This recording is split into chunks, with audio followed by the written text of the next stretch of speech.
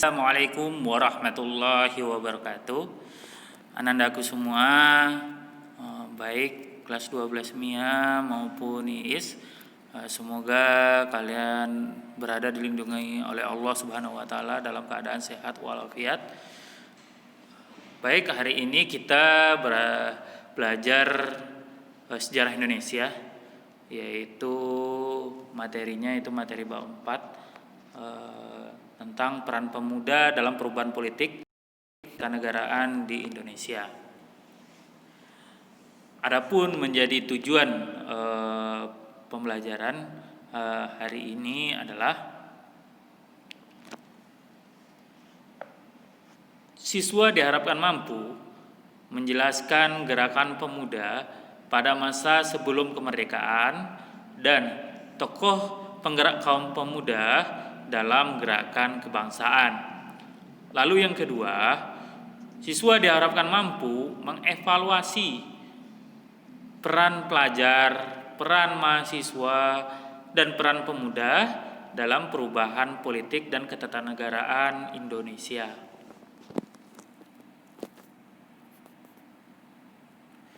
Gerakan pemuda itu dipelopori dengan pelaksanaan politik etis, ya.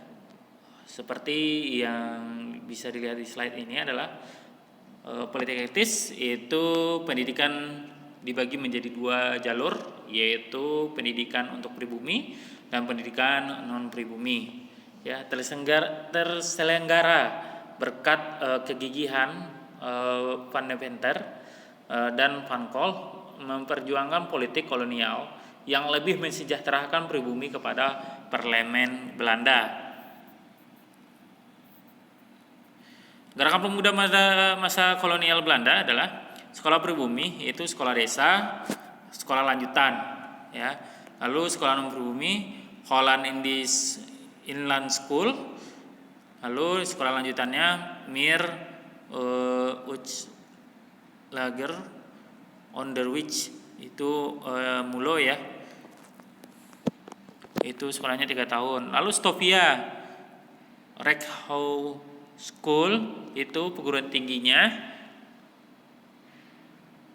ya. Lalu Middelsolen, itu perguruan tingginya juga. Lalu Technisch Hogeschool. Gerakan pemuda masa kolonial Belanda dampak berdirinya sekolah-sekolah. 1. Munculnya golongan-golongan terpelajar. Yang kedua, lahirnya organisasi-organisasi pergerakan. Pertama, gerakan kebangsaan, ya. Beberapa organisasi lahir pada masa pergerakan sebagai berikut. Pertama, organisasi Budi Utomo, itu atas inisiatif para pemuda pelajar Stovia, didirikan organisasi Budi Utomo pada 20 Mei 1908. Sikapnya non politis yang ditunjukkan oleh organisasi ini membuat Budi Utomo dapat bekerja sama dengan pemerintah Belanda. Lalu kedua, itu gerakan Islam yang didirikan oleh Haji Samanhudi di Solo pada tahun 1911. SDI kemudian berubah menjadi Serikat Islam. SI berkecimpung di bidang politik. Gerakan kebangsaan, yaitu yang ketiganya adalah Partai Nasional Indonesia yang didirikan oleh Insinyur Soekarno dengan anggotanya kelompok studi klub, Agliman Studi Club di Bandung. Lalu strateginya non kooperatif. Gerakan pemuda pada masa kolonial itu ada yang bersifat kedaerahan, ya, seperti Jong Java, Jong Sumatera, Jong Ambon, Jong Java, pemuda Betawi, Sekar Rukun, ya. Ada agama dan panduannya, ya. Lalu segi agama, yaitu ada pemuda Kristen Jawi, Jong Islamit Bon, pemuda Muslim Indonesia, pemuda Ansor, dan pemuda Muhammadiyah. Lalu kepanduan, yaitu didirikan di Jakarta 1912 dengan nama Nederlands Panvinzer Organis, ini dikenal dengan NPU, ya. Dipelopori oleh orang Belanda yang bernama Baden Powell, ya. Awalnya diperuntukkan hanya orang kulit putih, kemudian namanya diganti menjadi NIPF, ya. Keanggotaannya mulai meluas terbuka untuk pemuda Indonesia. Lalu gerakan pemuda berikutnya adalah Sumpah Pemuda, ya. 7 Maret 1915 berdirinya Trikoro Darmo yang merupakan gerakan pemuda pertama di Indonesia. Tujuannya mencapai Jawa Raya dan memperkokoh rasa persatuan dari para pemuda yang berasal dari Jawa, Sunda, Madura, Bali, dan Lombok. Lalu akan tetap karena bersifat gerakan pemuda ini sangat Jawa sentris. Para pemuda berasal dari Sunda dan Madura merasa tidak senang. Gunanya menghindari perpecahan, maka ketika berlangsung kongres di Solo, organisasi pemuda ini diganti dengan nama Jongjapa, yaitu 12 Juni 1918. Lalu pada tanggal 30 April sampai 2 Mei 1926 diselenggarakan Kongres Pemuda pertama yang bertujuannya adalah menanamkan semangat kerja antar perkumpulan pemuda dan membina persatuan Indonesia dalam arti yang luas. Lalu tanggal 27 sampai 28 Oktober yaitu terjadilah Sumpah Pemuda. Ya. Ya, seperti gambar di sini ada putusan Kongres Pemuda Indonesia ya, bisa dilihat dari gambarnya. Lalu foto-foto bersama Kongres Pemuda 2 ya, ada diagrama pendengarkan lagu Indonesia Raya oleh Rudolf Supratman. Kongres Pemuda 2 pada tanggal 27 sampai 28 Oktober 1928.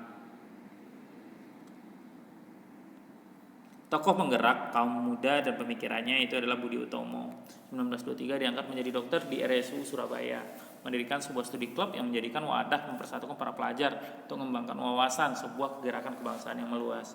Pemikirannya adalah perjuangan politik tidak dapat dijalankan selama rakyat hidup di desa masih dilanda kesengsaraan, kemiskinan, kebodohan. Jadi tidak bisa berjalan perjuangan politik kalau masih ada sengsara, kemiskinan, dan kebodohan menurut pemikiran Budi Utomo. Lalu menurut Saman Hudi mendirikan Serikat Dagang Islam 1911 di Solo, menjadikan wadah pedagang batik pribumi untuk bersaing dengan pedagang Tiongkok, menjadikan SDI organisasi penggerak di bidang ekonomi, taat azas dan mengikuti peraturan undang-undang yang dikeluarkan oleh pemerintah kolonial. Lalu berikutnya ada Tan Malaka, kemudian diangkat menjadi ketua PKI dalam usia yang ke-25. Tan Malaka diberi tugas oleh Komintern untuk mengembangkan organisasi komunis di Asia.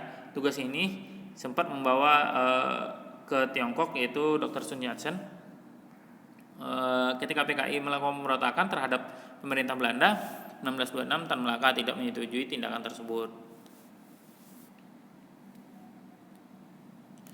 Mobilisasi para pemuda ke rapat raksasa lapangan Ikada ya, pada tanggal 19 September 1945. Lalu Muhammad Yamin lahir di Soeharto ya, Sumatera Barat pada tanggal 23 Agustus 1903. Masih bersekolah di Sumatera Barat, menjadikan pemimpin Jong Sumatera Bon.